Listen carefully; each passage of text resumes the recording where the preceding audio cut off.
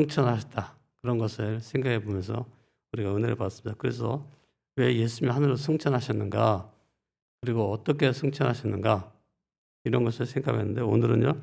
우리가 사도행전 2장 1 절에서 4 절과 또 마지막 24 절에서 27절 말씀, 47절 말씀해 가지고 성령께서 임하시다라는 그런 내용을 우리가 생각하면서 깨닫기를 원합니다. 많은 그런 선물이 있죠. 예를 들어서 어떤 미국인 부부가 있었는데 어느 날 아프리카에 여행을 갔어요. 근데 거기서 보니까 어떤 고아 소녀가 너무나 불쌍해 보이는 거예요. 그래서 자기 입양을 해 가지고 미국 시민권자, 그러니까 아버지 어머니가 만약에 미국에 사람이면 입양자도 이제 미국 사람 되는 거잖아요. 그래서 이제 시민권을 갖게 만들어 주는 거죠. 그 입양을 해 가지고 그 아이의 변화가 일어났어요. 근데 그 아이는 여전히 흑인입니다. 즉 다시 말해서 상태는 변하지 않죠. 그러나 그의 신분은 바뀌는 것을 알 수가 있어요. 이 아버지 어머니가 미국에서 값을 치른 그런 진주 목걸이를 선물을 했어요. 진주 목걸이를 선물로 걸어 줬는데요. 이 진주 목걸이는 사실은 이제 에 미국에서는 보통 그 시집가는 딸에게 주는 그런 선물이에요. 왜 진주 목걸이를 선물로 주느냐? 저한테 다 얘기했죠. 그 진주라는 것은 바다에서 생산되는 유일한 보석이라고 하시는데 "너도 앞으로 많은 고난 때문에 눈물을 많이 흘리게 될 거다. 눈물을 많이 흘릴 텐데 그 눈물을 잘 활용해서 보석을 만들어라."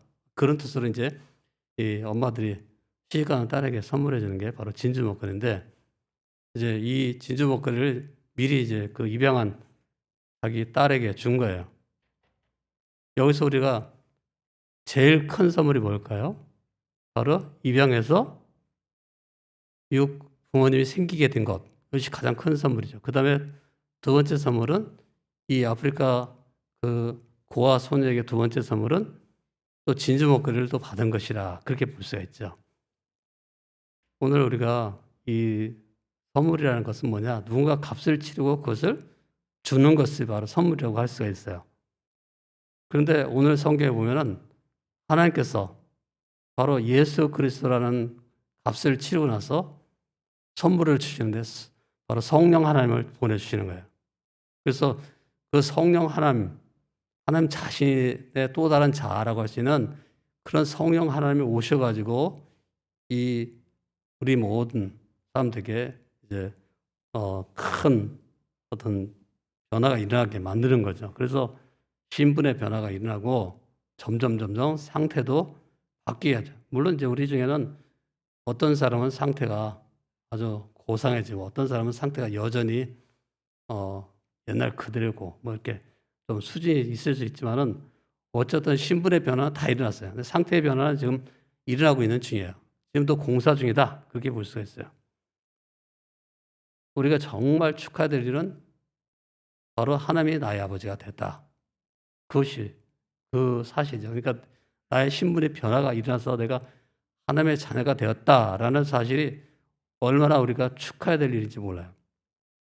하여튼요, 성부 하나님께서는 선물을 주시는데 이제 바로 어 성령 하나님을 선물로 주시는 거예요. 그래서 성령 하나님이 이제 오시는데 바로 그 성령 하나님께서는 바로 사도들이 세운 교회에 이제 오시게 되는 거예요. 그래서 예루살렘 온 유대 사마리아 땅끝까지 복음을 전하도록 그렇게 하는 걸 볼 수가 있습니다. 그리고 이제 그 성령을 받고 나서 저희들이 또는 초대교회가 뭐 병자를 고친다든가 또는 교회를 세운다든가 또는 복음을 전한다든가 이런 것은 쭉 나타나요. 그래 가지고 다음 주다 다다음 주 이제 계속 생각하면서 '아 그들이 이렇게 변화돼 가지고 놀라운 일들을 행했구나.'라는 것을 우리가 생각해 볼 수가 있어요. 근데 이제 제가 옛날에 사도행전 강의 한 2년 전인가 사도행전 강의를 할 때 쭉 했어요. 그래서 한 6 회, 7 회, 8 회, 9 회, 10회 뭐 계속 했는데요.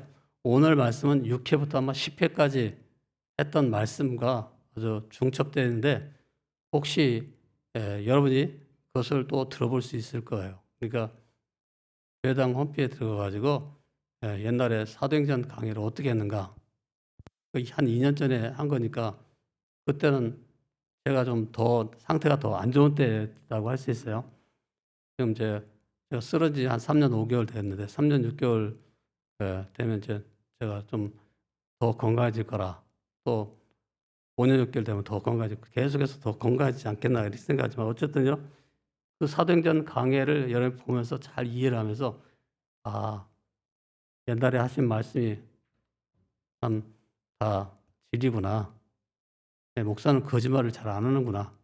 가끔 거짓말하지만은 사실은 거의 거짓말을 안 해요. 그러니까 여러분이 그걸 잘 들어보시면 좋겠어요. 예. 하나님께서 선물을 주셨는데 어떤 선물을 주냐? 자기 자신을 선물로 주신 거예요. 성령 하나님을 주신 거예요. 그것이 바로 성부 하나님께서 성령 하나님을 주셨다는 것은 자기 자신을 주신 거다. 예전에 제가 그 알터에고 또 다른 자아를 줬다. 자아를 줬다. 그런 얘기를 했잖아요. 근데 그것처럼 바로 하나님 자신이, 성령 하나님 자신이 성부 하나님 주신 선물이라는 거죠. 그래서 이 삼일체 하나님 중에서 그 성부 하나님은 주로 창조의 사역을 많이 하고, 성자였으면 구속의 사역을 많이 하고, 그다음에 이제 성령 하나님은 적용하는 사역을 많이 하는 거예요. 복음을 전하고 적용하는 그런 일을 많이 했죠. 그래서 바로 성령 하나님은 영생과 구속의 선물을 주시고 하나님 나라를 확장해 가고 있는 그런 주이다 할 수가 있어요. 그 일들이 지금 성경에 보면 사도행전에 많이 기록되어 있는 거예요. 그래서 사도행전을 가리켜서 성령 행전이다 이렇게 우리가 얘기를 많이 하는데, 왜 그러냐면 바로 주된 역할을 성령께서 하시기 때문에 그렇게 말을 하는 거죠. 우리는 아버지 하나님께서 그리스도 예수 안에서 우리와 화목을 이루시고, 그다음에 예수님은 부활로 말미암아서 우리에게 영생을 약속하시고 영생을 주시게 되고, 그뿐 아니라 이제 성부 하나님께서 성령 하나님을 통해서 우리를 상상하지 못하는 최고의 선물을 주시는 거예요. 바로 하나님 자신이라고 말할 수 있어요. 이 성령 하나님은 그리스도를 믿는 모든 신자 안에 내주하시면서 세상 곳곳에 복음을 전하고 또 교회를 세우고, 신앙 공동체, 교회라는 건 신앙 공동체. 제가 지금 어떤 어, 강 건너편에 있는 사람들과 또 제3지대에 있는 그런 사람들 때문에 교회란 말을 직접 안 쓰고 항상 카톡을 쓸 때는 공동체라는 말을 많이 쓰는데, 이 공동체는 사실은 교회라는 말이니까 혹시 여러분이 '야, 목사님이 이렇게 이상한 말을 썼나?'라고 생각하지 마시고 잘 이해를 하시기 바랍니다. 그래 가지고 이제 바로 이 공동체, 바로 신앙 공동체, 믿음 공동체인 교회를 세우는 일을 하는 거죠. 그래서 이 교회를 세우는 일에 이 성령 하나님께서 오셔 가지고 힘을 주시는 거예요. 능력을 주시는 거예요. 그러기 위해서 오신 거죠. 능력 주시기 위해서 오셨다. 성령 하나님은 죄인들을 그리스도께 인도하고 또 이 세상에서 그리스도처럼 살고자 애쓰는 자들에게 힘과 능력을 줘서 땅끝까지 이르게 하여 선교하는, 그래서 이 땅에 오신 이유다라고 있어요.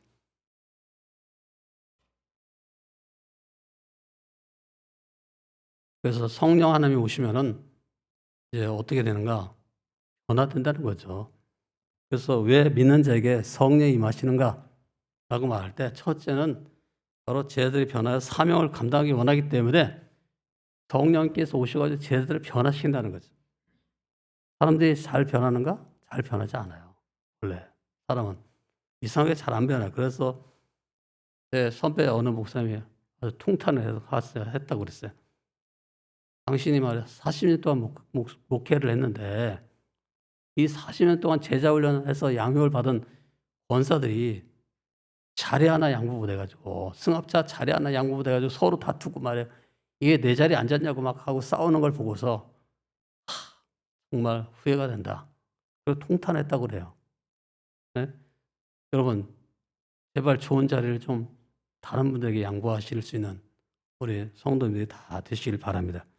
그래야지 목사가 말이야 목회한 게 또 헛되다고 느끼지 않을 거 아니에요. 네? 좀 예수 닮은 면이 있어야죠. 예수님처럼, 예수님은 사랑의 사람의 삶을 살았는데 사랑과 섬김의 삶, 사랑과 섬김을 우리가 살아야지 어, 예?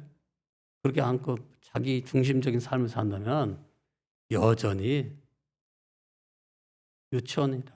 유치원 신앙생활, 유치원 다니고 있다. 그렇게 볼 수 있어요. 그러니까 교회마다 좀 다른 여러 종류가 섞여 있지만은 여러분 가급적이면 좀 그래도 대학원생이 다 되시길 바랍니다. 성수관, 예수님 닮은 인격자들이 다 되시기 바랍니다.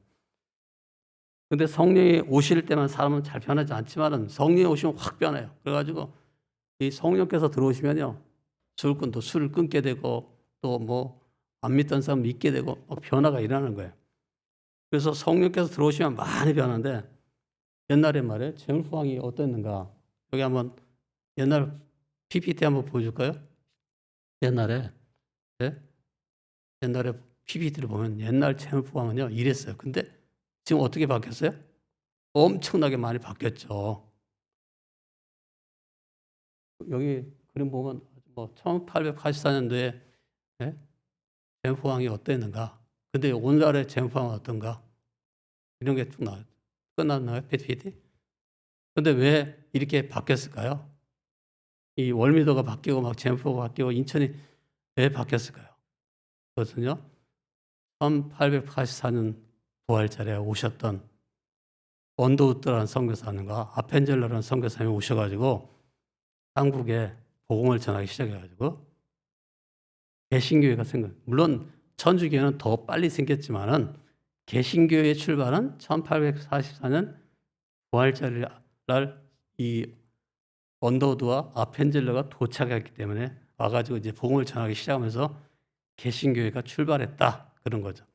그래서 이제 이 언더우드가 와가지고 기도를 했는데 뭐라고 기도했는가 한번 다 같이 한번 읽어보겠습니다. 너무 참 좋은 내용이니까요. 시작. 주여, 지금은 아무것도 보이지 않습니다. 메마르고 가난한 이 조선 땅, 나무 한 그루 시원하게 자라지 못한 이곳에 저희들이 옮겨와 심었습니다. 조선의 마음은 보이지 않습니다. 그러나 주님, 이곳에 어둠의 빗장을 풀어주시고 부활의 영광, 부활의 기쁨을 통하여 조선을 변하게 하여 주시옵소서. 지금은 예배드릴 예배당도 없고 학교도 없고 그저 이곳 사람들로부터 경계와 의심과 멸시와 천대가 가득한 곳이지만 그러나 머지않아 이곳이 은총의 땅이 될 것이라는 것을 믿습니다. 네. 그래가지고 이 언더우드 선교사가 이렇게 부활절에 도착해가지고 제물포에 도착해서 제가 이제 조금 인천에서 한 10여 년 이상 살았기 때문에 잘 아는데 제물포 가보면요. 지금 엄청나게 바뀐 거죠. 옛날 제물포가 아니에요. 그러니까 왜 그렇게 됐냐. 바로 이 두 선교사님이 오셔가지고 싹 바뀐 거죠. 그런 것처럼 성령 하나님께서 교회 공동체에 오시면 교회 공동체가 바뀌는 거예요. 새로워지는 거예요. 그러니까 성령 하나님이 오셔야 되는 거죠. 성령 하나님이 안 오시면 별로 바뀌지 않는데 사람이 언제 바뀌느냐? 성령 하나님을 예수님을 영접할 때 바뀌게 되는 거예요.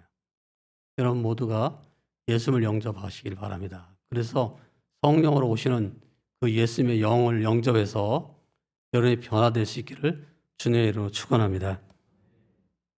그러면 두 번째로 이 성령께서는 왜 오시는가? 성령께서 왜 임하시는가? 두 번째는 모든 믿는 자에게 바로 성령 하나님의 임하심을 알려주기 위해서 오는데 모든 사람에게 왔다 이거예요.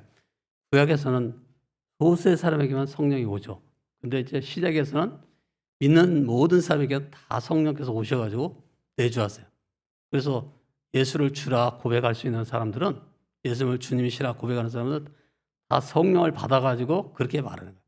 한번 따라하겠습니다. 예수님은 나의 나의 구주와 구주와 주님이 되십니다. 주님이 되십니다. 이렇게 진짜로 이것을 자기의 고백으로 삼는 사람은 다 이미 예수님의 영신 성령님을 자기의 마음에 모시고 있는 거예요. 그걸 잘 모르는 것 뿐이죠. 마치 제가 우리 손자 지구한테 얘기했어요. 야, 지구야, 우리 집에서는 항상 공부하는 게 아주 체질화된다. 그래서 이 거실이 말이야, 교실가 되는 거야. 그러면서 이제 제가 EBS 방송을 틀어놔요.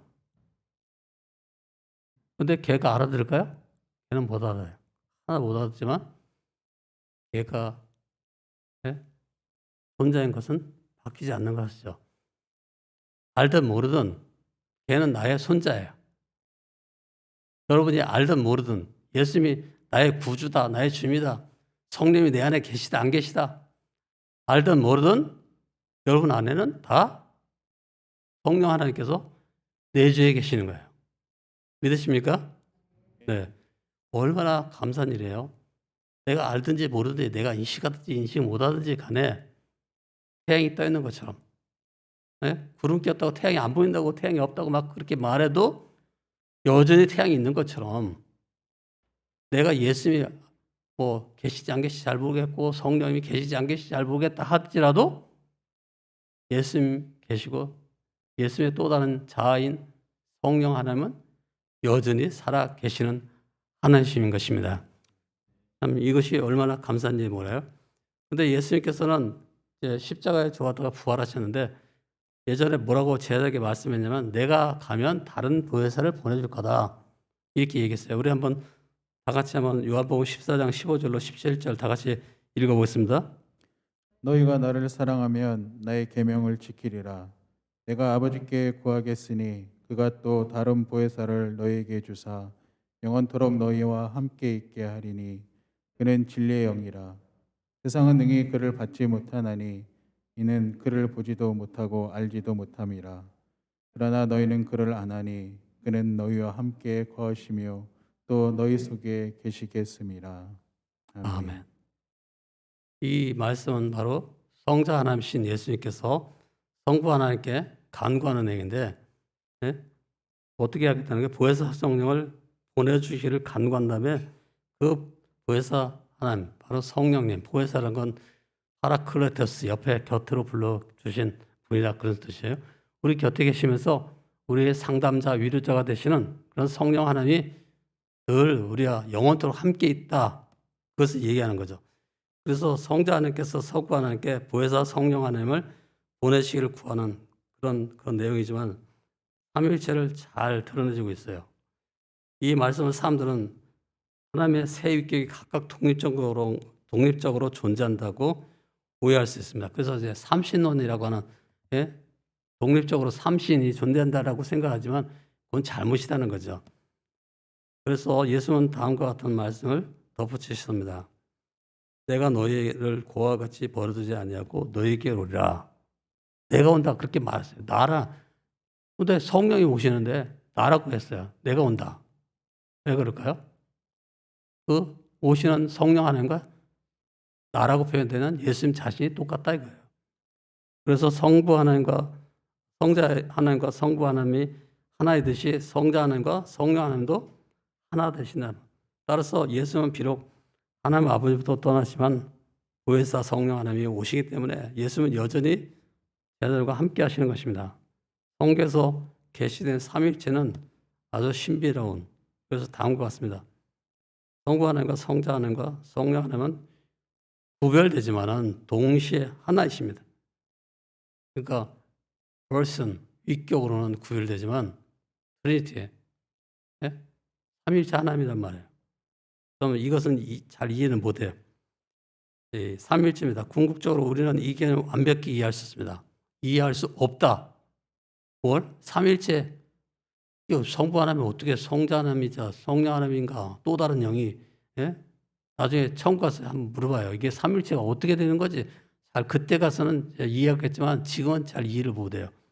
그래서 이 개념은 우리가 풀어야 할 수수께끼가 아니라 믿음으로 바라봐야 할 신비라고 할 수 있습니다. 그러므로 예수님이 성령을 약속하신 것은 곧 예수님의 자신에 관해서 약속하신 것이다 라고 말했어요.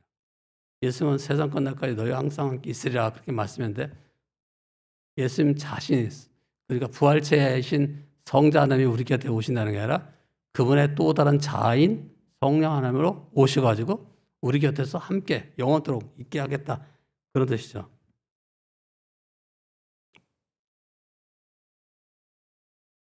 여러분이 가진 것하고 제가 가진 것은 조금 다른데 제가 갖고 있는 자료는 원자료라고 해서 약간 좀 더 길어요. 훨씬 길어가지고 이게 한 4피치 안에 안 들어가고 그래서 할 수 없이 좀 잘라가지고 요약을 했는데 여러분 가진 자료 어디쯤 지금 읽고 있나요?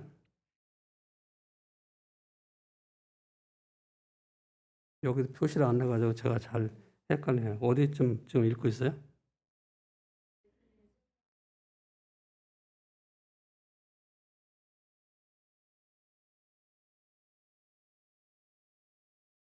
네, 예수님이 승천하신 제자들은 열흘간 예루살렘 한 다락방에 모여 함께 뭐 했을까요? 기도했어요. 기도하면서 그들이 기다리죠.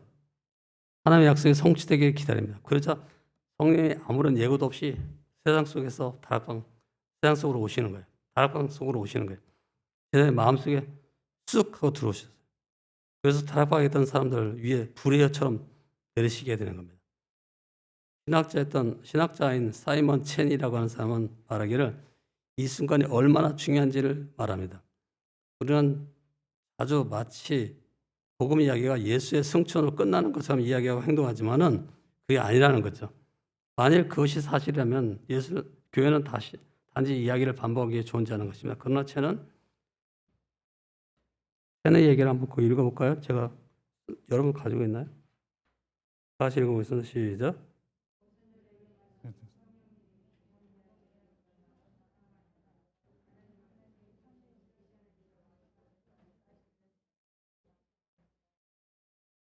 네.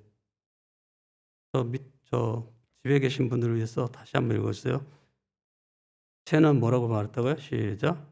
오순절에 임하신 성령님이 복음 이야기를 이어 나가실 뿐만 아니라 하나님을 삼위일체로 계시하신 일을 완수하셨다는 사실을 볼 필요가 있다고 한다.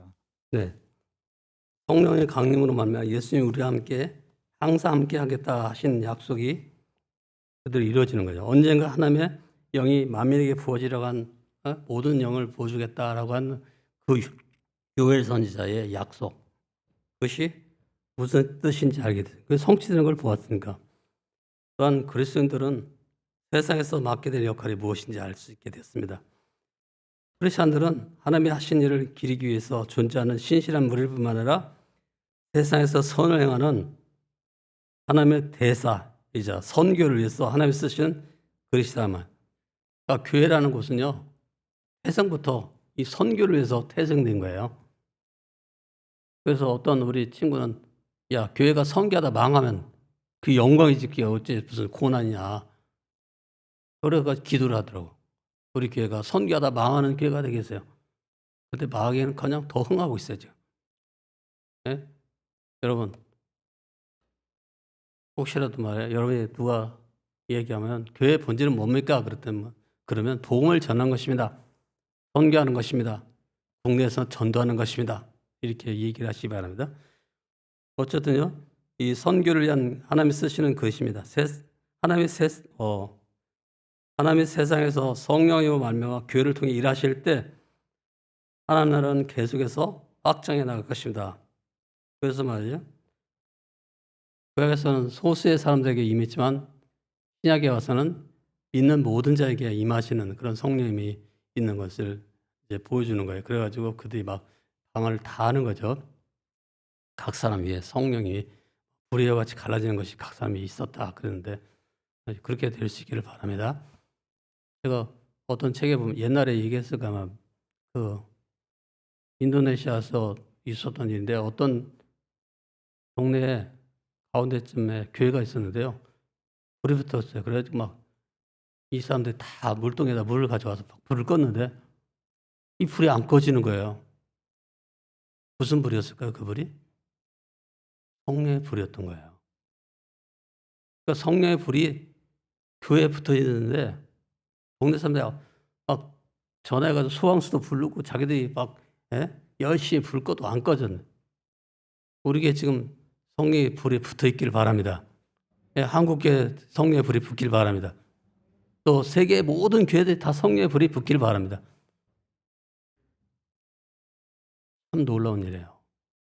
근데 세계 교회나 한국 교회나 또 우리 교회뿐만 아니라 더 중요한 건 내 마음, 내 인격이 성령께 전적으로 사로잡히는 그런 일들이 일어나기를 주님의 이름으로 축원합니다. 왜 성령이 임하시는가요? 세 번째, 복음 전파를 위해서 성령이 임하십니다.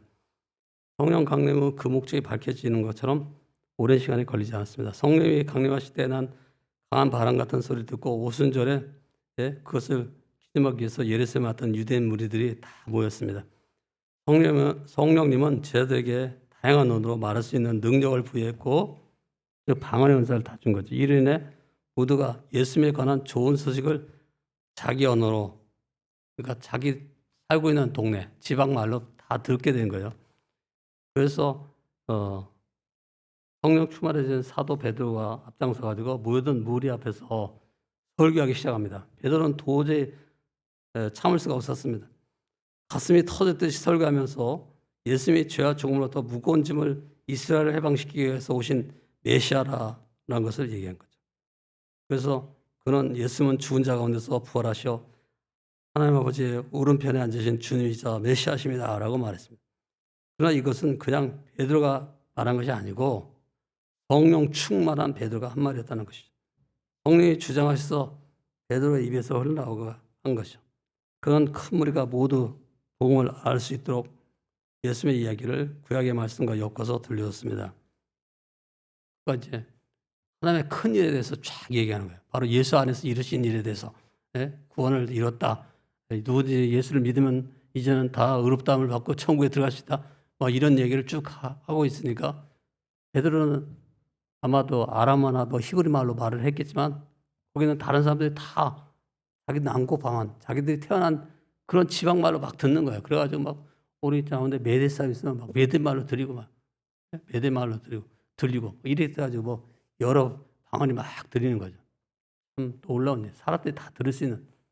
이제 선교지에서 가끔 이런 일이 있는데 일반적으로는 별로 안 일어난다고 생각해요. 혹시 여러분이 이런 방언을 할 수 있으면 빨리 인천항에 가가지고 인천항에 들어오는 그 외국 사람들에게 그 방언으로 막 전도하시고 바랍니다. 하나님의 큰 일을 말하시기 바랍니다. 근데 내가 아무리 말해도 그 사람이 아유 그러지? 당신 미쳤어? 왜 햇소리 해? 그러면요. 이건 내 방언이라는 것은 하나님께 기도하는 데 쓰라고 준 방언이구나 생각하고 조용히 해. 교회에서는 청중이 모이는 데서는 조용히 해야 돼요. 그래야지 된다고 그랬어요. 통역자가 있으면 물론 5명 하나에서 뭐 이렇게 하라 그랬는데 어쨌든 내 방언이 다른 사람들이 일반 세상 사람들이 저 예수 모르는 만약 러시아 사람들이 알아들 수 있거나 뭐 아프리카 사람들이 알아들 수 있는 그런 방언을 하면 여러분 빨리 나가서 전도에 힘쓰시기 바랍니다. 근데 그렇지 않으면 기도에 힘쓰시기 바랍니다. 잘 모르겠나요? 이해를 못해요? 제가 설명이 좀 부족한 것 같아요. 다시 설명할게요. 여러분, 여러분의 방언의 은사가 대신 방언, 하나님만 알아듣는 그런 방언이라면 기도하는 일에 열심히 하시기 바랍니다. 그리고 방언 못하는 사람들은 우랄 알타이어 한국어라는 방언을 잘하나 보다 생각하고 절대 정지하지 마세요. 자기보다 수준 낮은 사람이라고 생각하지 마세요. 방언하는 사람들이 빠지기 쉬운 함정이 바로 이 교만의 함정이에요. 자기는 방언을 말할 수 있는 아주 수준 높은 사람이고 다른 사람들은 방언을 못 말하는 수준 낮은 사람이다 라고 생각하는 오만에 빠지 말. 왜냐하면 방언을 하든 못하든 다 하나님의 자녀이기 때문에 예수를 구주와 주님으로 영접한 사람은 다 누구든지 성령을 받은 사람이기 때문에 남을 정죄하지 마시기 바랍니다. 어쨌든요, 그 베드로가 이제 하나님의 큰 일에 대해서 예수 안에서 행하신 큰 일에 대해서 얘기를 하자 사람들이 다 알아들었지만요. 여기서 우리는 삼일째 그 속성을 엿볼 수가 있는데 여기서 중요한 것은 복음을 향한 베드로의 사랑이 아니라 복음과 성자 예수님을 향한 성령님의 사랑이라고 할 수가 있습니다. 삼일째 세입경은 서로 사랑하는 거예요. 그러니까 성부 하나님은 성자 예수님을 사랑하고 성자 예수님과 성부 하나님은 또 성령 하나님을 사랑하고 이렇게 하는 거죠. 그래서 이제 우리가 그 예수님이 그 물세례 받을 때 이는 내 기뻐하는 자요 너 내 사랑하는 자다 그런 말을 우리가 듣잖아요. 마태복음에 보면 3장에서 이 다 이유가 있어요. 그러니까 성부 하나님께서 성자 예수님을 인정해 주는 말을 했는데 혹시 여러분이 다른 사람이 인정을 못 받더라도 하나님께 인정받으면 그걸로 충분해요. 예? 이제 우리가 어, 그 다음 언젠가 재직회를 하면서 그 뭐라고 하나요? 예, 중직자라고 하는 임직자를 선출할 건데요. 그 후보를 선출. 그래가지고 이제 예, 하고 또 공동회를 하면서 또 이제 그 중에서 몇 사람 3분의 2표 이상을 받은 사람을 또 우리가 선발해가지고 또 이제 또 노예에서 교육을 받은 다음에 그다음에 이제 나중에 임직을 하게 되겠죠. 근데 그 전에 어떻게 될지 모르지만 그때 이제 탈락하는 사람도 있을 거예요. 틀림없이 만약에 예, 권사 후보자가 한 80명이다.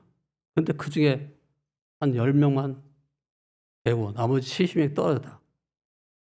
70명 떨어진 사람들이 내가 말해 권사 후보자 선언에 떨어졌어. 내가 도대체 20년 동안 생활을 어떻게 한 거야? 30년 생활을 신앙생활 어떻게 했길래 사람들이 인정 못 받았나? 그러면서 시험에 들지 말고 어떻게 생각해야 된다고요? 하나님이 내 섬김을 하나님이 내 충성을 인정하시면 됐지 뭐 사람들이 뭐라고 하든 무슨 상관 있어. 사람들이 인정하지도 안 하든 나는 그런 거 상관 안 해. 그렇게 생각하시길 바랍니다. 솔직히 말해서 제가 제일 우려하는 바가 바로 그거예요. 예? 사람들이 인정 못 받았다고 교회를 뭐 안 나간다든가 뭐 이러면 원래 그 사람은 그 수준이 안 되는 거예요. 임직을 받을 만한 수준이 안 되는 사람이었던 거예요. 그리고 임직 받은 사람은요. 죽을 때까지도 여기서 충성하시는 게 좋아요. 근데 뭐 이사 가면 할 수 없어요. 그런데 웬만하면 하여튼 죽을 때까지라도 여기서 충성하는 게 좋아요. 목사가 바뀌기 원하면 간절히 기도하면 돼요. 기도하셔가지고 예? 목사가 새로 온다든가 뭐 이렇게 하면 되는 거지 자신이 떠날 필요가 없어요. 또 누군가 자기와 대척점이 있어 갈등하는 좀 왼수 같은 인간이 있다. 그렇다면 그 사람이 안 나오는 예? 2부에 그 사람이 나온다. 그러면 나 3부에 오고 그 사람이 3부 예배 온다. 나는 1부 예배 가고 뭐 이렇게 하면 되는 거지. 얼굴 안 보면 되는 거예요. 근데 뭐 예? 그렇게도 안 하고 공동체 안에 교회 안에 있다고 해서 떠난다든가 이러면 아직 수준이 낮은 거예요. 아직 유치원의 신앙이에요. 그러니까 여러분 웬만하면 하여튼요 하나님께서 우리의 진퇴는 하나님이 결정하는 거지 사람이 결정하는 게 아니에요. 하나님께서 결정을 할 때까지는 하나님께서 옮기라든가 가지 말라든가 뭐 할 때까지는 있어야 돼요. 제가 우리가 아무리 노력해도 인간이 아무리 노력해도요 하나님이 허락지 않으면 잘 안 돼요. 어쨌든요 어디 얘기하다가 또 객소리 많이 내. 아펜젤러와 언더우드 선교사가 와서 한국 개신교회가 시작된 것처럼 성령의 오심으로 신약교회라는 교회 공동체가 출발하게 된 거다. 우리가 새로운 인생을 어떻게 살아가는가? 바로 성령 하나님이 내 안에 오시면 새로운 인생을 살게 되는 거죠. 네 번째, 신앙 공동체 교회를 세우기 위해서 성령님이 하십니다. 성령이 왜 임하는가? 바로 교회 공동체를 세우기 위해서 오는 거죠. 성령이 인재와 함께 생명과 성장을 가져오십니다. 이 성장은 나무의 가지와 뿌리가 자라는 것과 유사합니다. 하나님의 나라는 나무의 가지가 뻗어나가는 것처럼 가시적이고 광범위한 방식으로 세상에 퍼집니다. 그걸 약해 흘러 넘치며 외적인 성장을 하는 것입니다. 한편 하나님의 나라는 뿌리가 땅에 깊이 뿌리내는 것처럼 눈에 보이지 않는 깊고 거룩한 관계를 가져오는 내적인 성장을 말하는 것이기도 합니다. 그러니까 항상 뿌리에 붙어있는 이런 가지, 가지에 붙어있는 또 격가지, 격가지에 붙어있는 나무 잎, 뭐 이런 식으로 돼야지 열매가 주렁주렁 맺히는 거지. 뿌리 안 붙어있고 가지도 안 붙어있고 뭐 줄기도 안 붙어있으면 열매가 없어요.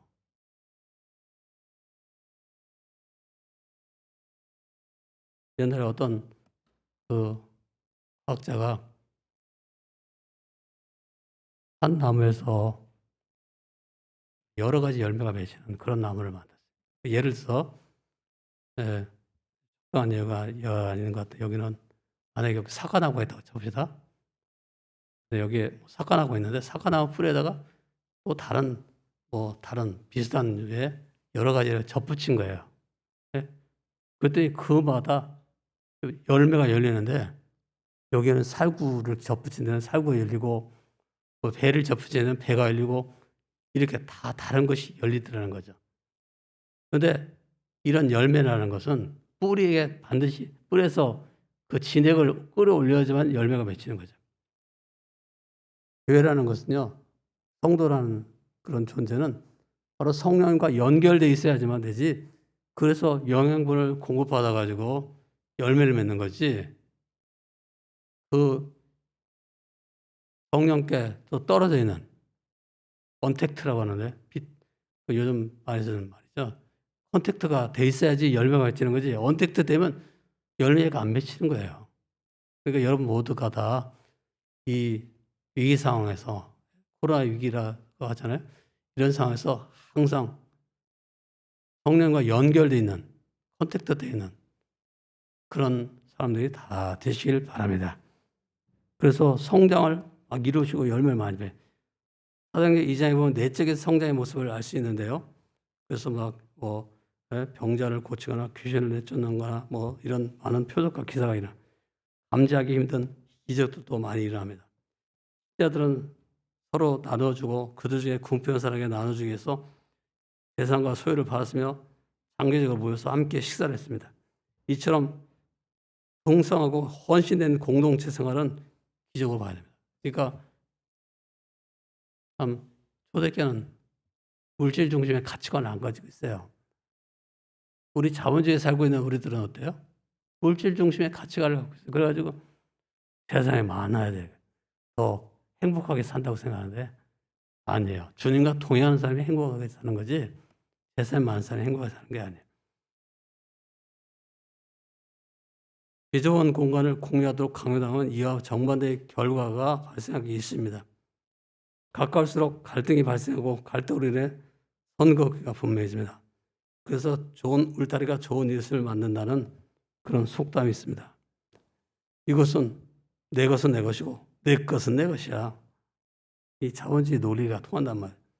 이런 것이 분명할 때 갈등의 가능성이 줄어든다. 그러나 본문에서 새롭게 형성된 공동체는 서로 간섭받는 생활을 했는데도 소유와 부의 경계가 사라졌습니다.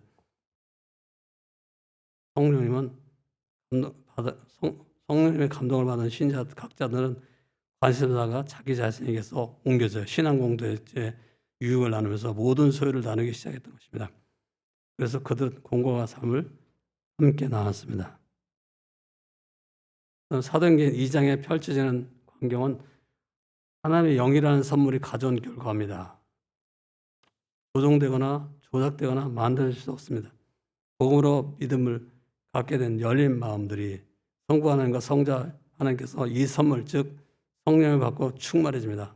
따라서 이처럼 성령으로 변화된 삶을 추구하려면 단지 이러한 행동들을 모방하는 것이 아니라 하나님의 임재를 구하고 그분의 영으로 충만하게 해주기를 간청하며 주님과 말씀과 복음을 향한 사랑을 새롭게 해달라고 간구해야 합니다. 성령님의 은혜로 예수를 믿는 사람들은 믿음 이후에 성령 충만을 받아 세상에서 사는 동안 그리스도의 제자로 살아갈 수 있는 것입니다. 여러분 안 나와 있나요? 네, 그럼 지나가고 마지막 최초의 성령 하나님께서는 어떤 방식으로 임하셨는가? 성자 하나님께서는 아기로 태어나죠. 그래서 베들레헴의 어떤 여관 하간의 한 총구석에서 초라하게 태어났습니다.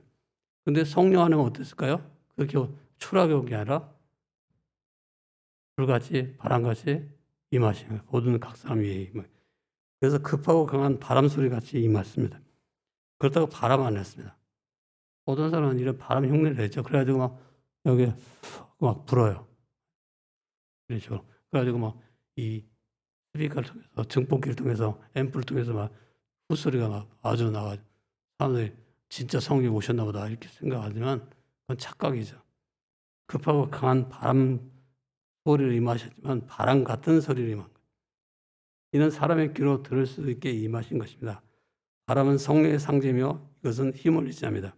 또 불의 혀같이 갈라지는 것이다. 혀 자체도 아니고 불 자체도 아닙니다. 혀 같은 것들이 불길처럼 나타나는 것입니다. 이는 성령께서 사람의 눈으로 정확히 확인할 수 있게 임하신 것입니다. 혀는 말씀의 능력을, 불은 열과 소멸하는 효능을 의미합니다. 그 다음에 갑자기 하늘로부터 갑자기 임했어요. 성자의 강림에는 10달이라는 수택 기간이 있습니다. 그러나 성령 강림은 갑자기 되어집니다. 물론 성령의 강림은 미리 약속되었기는 했습니다. 그러나 그 시기가 정해진 것은 아니었습니다. 성령님의 특성은 호련이라는 것입니다. 이건 성령의 강림은 이상과 같이 초자연적인 현상이 일어났습니다. 그러나 지금도 이런 현상이 나타나는 건 아니에요. 성령의 강림은 이례적인 것이기 때문에 이런 현상도 그때로 끝난 것입니다. 오순절에 한 인격으로 지상에 강림하신 성령은 그 진실한 신자들에게 내재하시면서 세상에 현존하십니다. 그리고 또 어떤 사람들에게 역사에서 그를 예수께로 인도하시는 일을 하십니다. 또 예수 그리스도에 인도된 사람들에게 가르치시고 능력을 주셔서 예수 그리스도의 증인이 되게 했습니다. 증인이 되게 하십니다. 성령은 이를 위해서 세상에 오셨고 지금도 이 증인의 사명이 되도록 선교하는 일을 수행하고 있습니다. 어떻게 할 때 성령이 임하셨는가? 세 번째. 같이 한번 읽어보겠습니다. 시작. 오순절날 오순절날 그들이 다 같이 한 곳에 모였더니 네. 사도행전 2장 1절. 그러니까 한 곳에 다 같이 모였을 때 임했다. 그것이죠. 그리고 그들이 어떻게 했냐면 그들은 예루살렘을 떠나지 말고 기다리는 약속의 말씀을 붙잡고 예수님 말씀에 순종했습니다. 사도행전 5장 32절 다 같이 한번 읽어보겠습니다. 시작. 우리는 이 일의 증인이요 하나님이 자기에게 순종하는 사람들에게 주신 성령도 그러하니라. 네, 순종자에게 성령을 주는 거지 거역자에게 성령을 주지 않는다는 거예요. 그래서 믿음의 사람과 불신의 사람의 차이가 어디에서 났는가? 성령께 순종하느냐 안 하느냐가 큰 차이점을 보냅니다.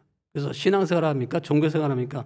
그 차이가 어디서 나냐면 바로 신앙생활은 성령 하나님께 바라는 것이고 성령 하나님께서 바라는 게 순종하는 것이죠.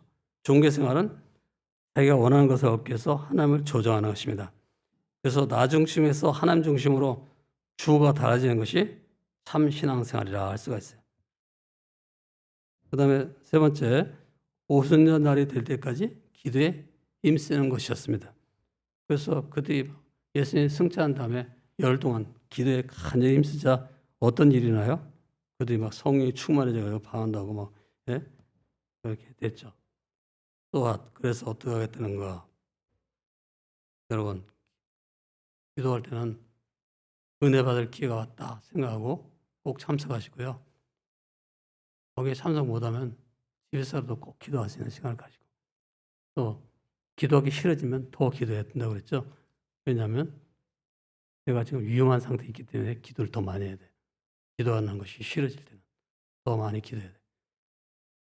또 사랑을 실천해야 되겠죠. 우리가 예수를 닮은 사람처럼 사랑을 실천해서 우리의 배우자에게 먼저 사랑을 실천하시길 바랍니다. 제가 지금 벌써 기상한 지 오래돼서 눈이 이쪽으로 보여가지고 여러분이 다 2명씩 데리고 와가지고 1명씩 더 데리고 와가지고 여러분의 천사를 하나씩 다 데리고 와서 제가 앉혀놨나 봐요. 2명 보이거든요. 여러분이 다. 근데 저는 여러분이 2명을 보이는 건 원치 않아요. 1명으로 딱 보이고 여러분이 예수 안 믿는 불신자를 데려와가지고 곁에 딱 앉혀놓고 막 예배를 같이 드리는 그날이 오기를 간절히 소원합니다. 기도하겠습니다. 하나님 아버지, 오늘도 우리가 성령 강림절, 강림 기념주일을 맞이해서 우리가 성령이 임하셨다. 사도행전 말씀을 가지고 생각해 봤습니다. 이 말씀대로 우리 모두가 다 성령이 충만한 그런 사람이 되게 하여 주시옵소서. 예수님의 이름으로 기도드립나이다.